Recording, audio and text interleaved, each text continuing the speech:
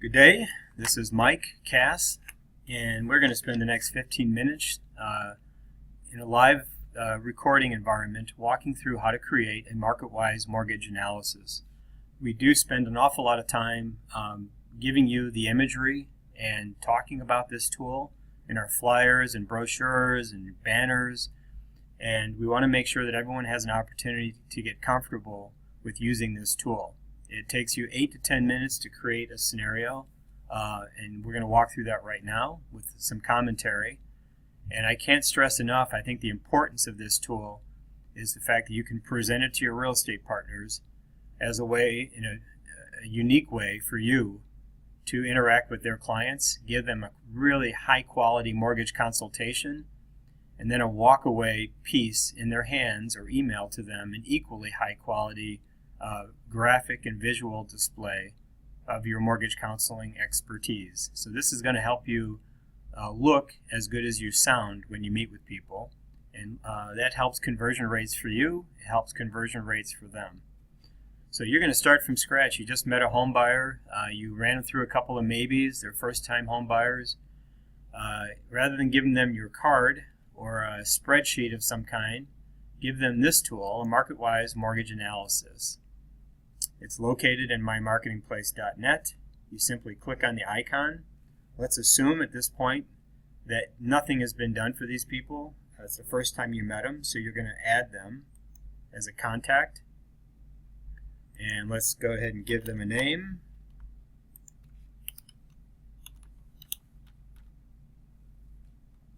And it's helpful at times for the front page of the presentation if there's an address. It just looks a little more professional. And let's assume they've got a partner. And let's say the partner's name is Pamela. And whether she's at that meeting with you or not, Pamela likely would appreciate having her being included in the presentation. That's all the information you're really required to enter at this point. I'm going to go ahead and put in an email address as well.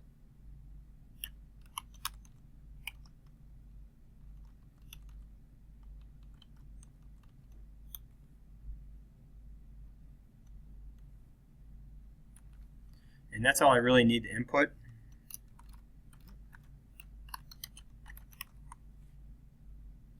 And I'm going to hit Save Contact Information. I don't need to go to Encompass with this, so I'm going to hit Save Contact Information. Once I've saved the contact, I can then mark it to them and complete the MarketWise analysis. And the first step in any MarketWise analysis is I have a contact, and I'm going to create a presentation. I might eventually have multiple presentations underneath this borrower, but I'm going to just start my first one. And this is going to be the name of the presentation is just going to be the name of the borrower in this case. And I'm going to have Minnesota and a close date of the 29th. And I probably want to put something in the first part of the presentation that states the goals that they might have for this purchase. So let's just go ahead and put that in front of them and make it a part of the presentation. So you're reviewing down payment options. It's a nice way to demonstrate that you're listening and answering their concerns by making it a part of the presentation.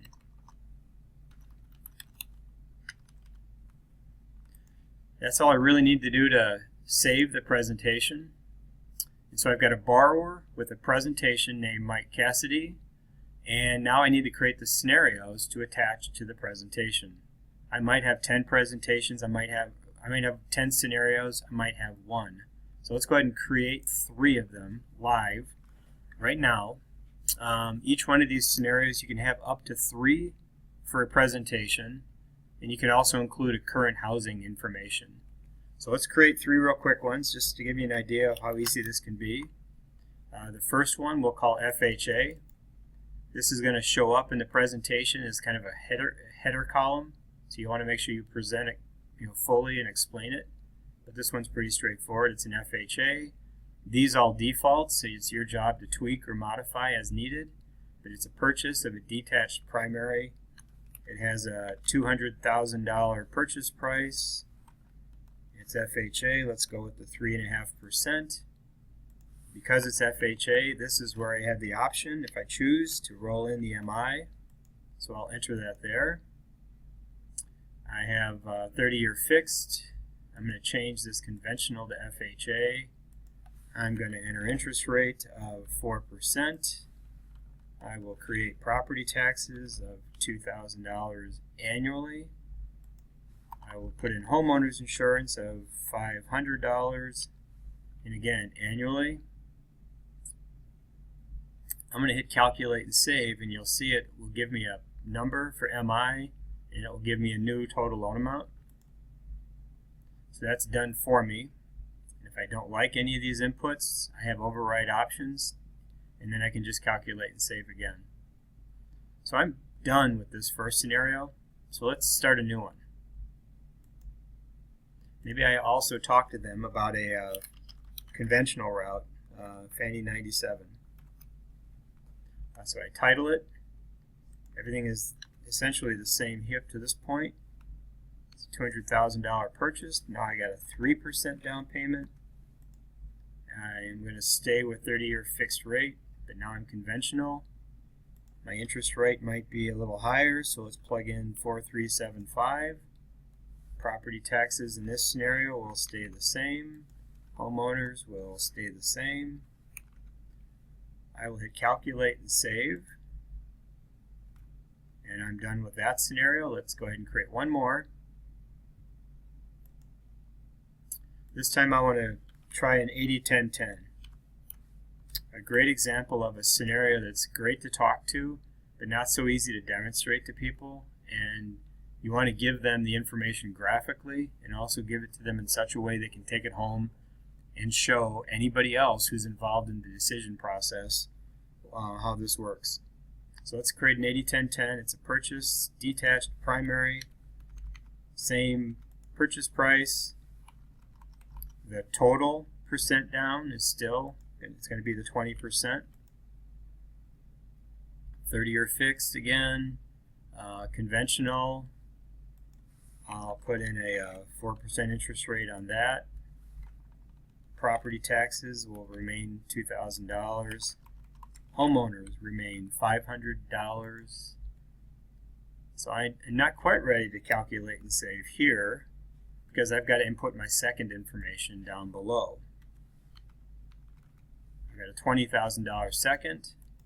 Let's say that amortizes over 20 years. Interest rate is 6%, but it's interest only. So I've got a lot of variables I can play with here. I'm done with my second scenario, and I can hit calculate and save now.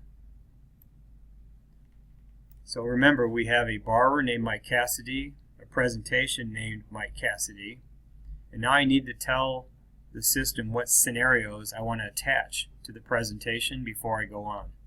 I could have created 20 scenarios, but let's look at the ones I've created by clicking here. I'm viewing previous scenarios. I've got the 3 that we just created. So for demonstration purposes, let's select all 3 of them and hit continue. And now I move on to current housing. I have the option of not discussing current housing. I can put rent information in here, or I can input their current mortgage situation. And that's pretty straightforward. You're going to enter their property value, whatever that might be, their current interest rate, the remaining balance, the payment information. If they had a second, you could put it in. I've got property taxes to input. I've got hazard insurance to input. I'm feeling pretty good about this. Let's put on an HOA fee of $500 annually. So I'm done with the current housing. It moves me straight to closing costs. So these are generally default fees that we pull from the Encompass or the Ellie Mae information on the templates. Any of these can be changed for any reason you choose. I don't know why, but let's just say the appraisal is $500. And you're going to want to input your title insurance, so let's just plug in some numbers there. We do give you the option of clicking here and going to the alliance screens to check that information. And let's also assume that you're putting in a $500 lender credit. So you've updated the first scenario. You've got a red flag here that says we haven't saved it yet. Let's copy these costs that I just tweaked to the other scenario so I don't have to do it 2 more times. And when I do that, my red flag goes away and the changes that I made, for instance to the appraisal, are populated over here. So at this point I'm comfortable with my closing costs, and I want to do a final review. This is a detailed presentation of what's going to show up in your final presentation, so take a look. If you're comfortable, you have one more chance to change the order of the scenarios, so let's do the 80-10-10 last and FHA first. I'll reorder my scenarios. I think I'm done. I'm comfortable with this information. I click Create Report. This is the place where I'm going to add my marketing partner. So as long as I've previously input a marketing partner into my marketingplace.net, they will pop up here as an option to choose from. So I'll pick this real estate agent. I've got 3 different cover options. I'll just pick the third option, and I will generate the final report. You will always get this screen pop up saying that you're generating a final report, and by proceeding, you're going to lock this presentation so no more changes can be done. So I'm going to hit yes, and the reason why is I can't create a report without locking it down. The compliance assumption is if you create a report, you gave it to somebody, and if you gave it to someone, we are required by law to hold on to that record, and so we automatically archive it this way. So you don't have to, and I don't have to. And the good news is, once you've generated and locked down a report, if for some reason the borrower wants to tweak it a little bit or modify it a little bit, all you have to do is open up your contact, open up the presentations, and then just make a copy of this presentation. Then you can modify that copy. So basically pull up an existing presentation under a new name, and then you can tweak it and rename it. It's a pretty straightforward process. This section takes a little while. Don't get impatient. It's pulling a lot of graphics to pull a presentation together. And when it's done, it's going to give you the option of either emailing or downloading the report. If you email the report, as you can see, you're forwarding your borrower a link to the report. Much less likely to be caught up in a spam filter. It's just another way of getting the information to them. You can also just download the report, print it and give it to them, or save it as a PDF and email it to them. So as you can see, it's pulling the information that I input earlier. It's putting in the name of the broker or the real estate agent that I'm working with. My information's included. This is the cover art that I chose. It's got the usual compliance stuff taken care of. And then as you go through the presentation, there's a kind of a standard template here. Review down payment options is what I input into the presentation right here. The rest is boilerplate. Then we get into the graphics that support your discussion. So here I have the current housing that I input. And here's my Fannie option, my FHA option, and my 80-10-10 option. It does a really nice job of presenting their total monthly payment and breaking it down into the different components and color coding it. And as you go through the presentation, it also gives them a breakdown of their cash to close, where that's coming from under each scenario. And then it also gives you the amortization schedules, and finally a breakdown of the settlement costs by category, somewhat similar to the HUD that they would have been receiving. And that is pretty much all you need to know to create a MarketWise mortgage presentation. Any questions? Give me